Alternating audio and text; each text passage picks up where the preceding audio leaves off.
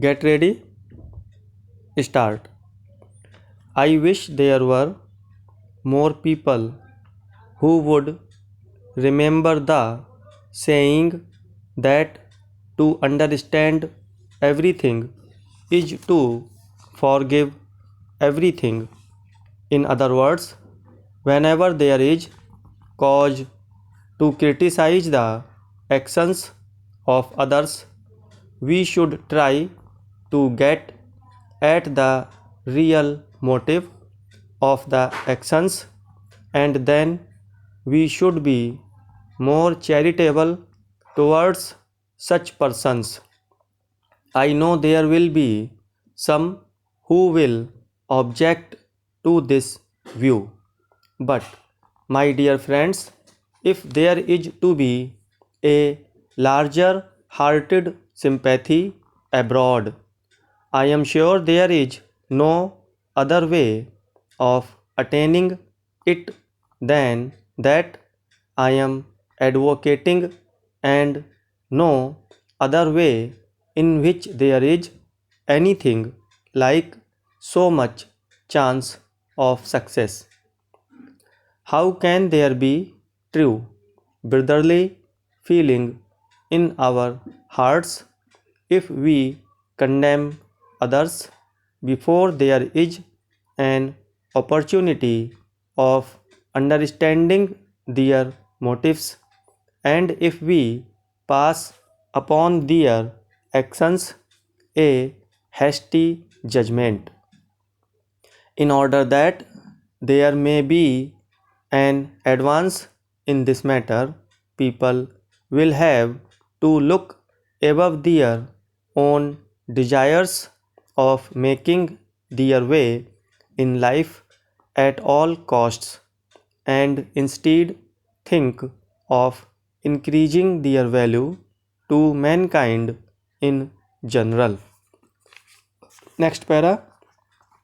I know there has been a great deal said as well as written about the interest attaching to the study of phrase and fable, but I know there has not been sufficient said in view of the importance of the matter, and I know there will be a great deal more both said and written before the subject is exhausted.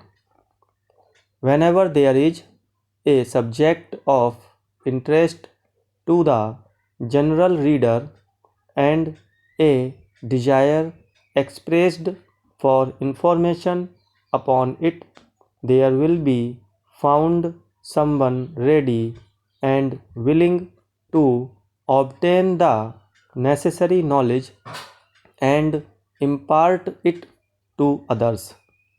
As we have seen, too, the work is from time to time generally executed as well as it can be, and the results made known in the very shortest time possible.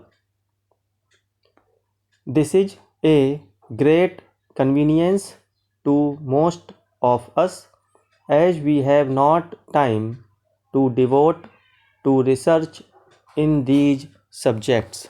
Next para.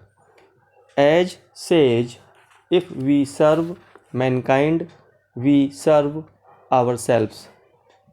I believe there will be some who will say they will think about it, and pending their decision, I would urge them to reflect that men are naturally inclined to doubt the truth of such statements.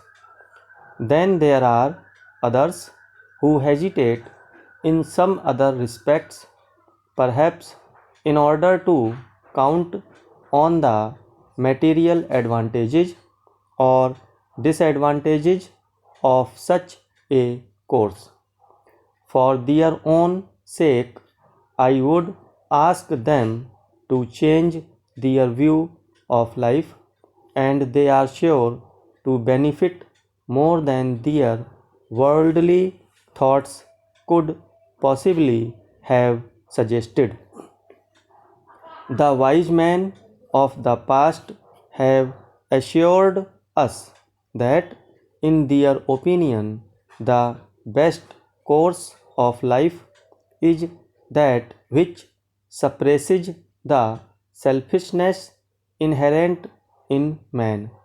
And I think there will be many who, from their experience, will support them in their statement.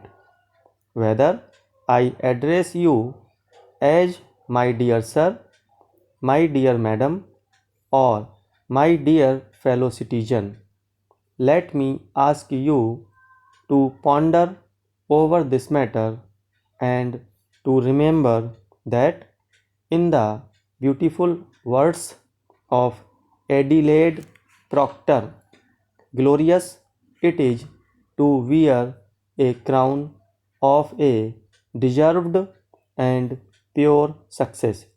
And though there is much that may baffle you in order to carry out this high ideal, it is as true today as ever it was that without sympathy nothing is understood.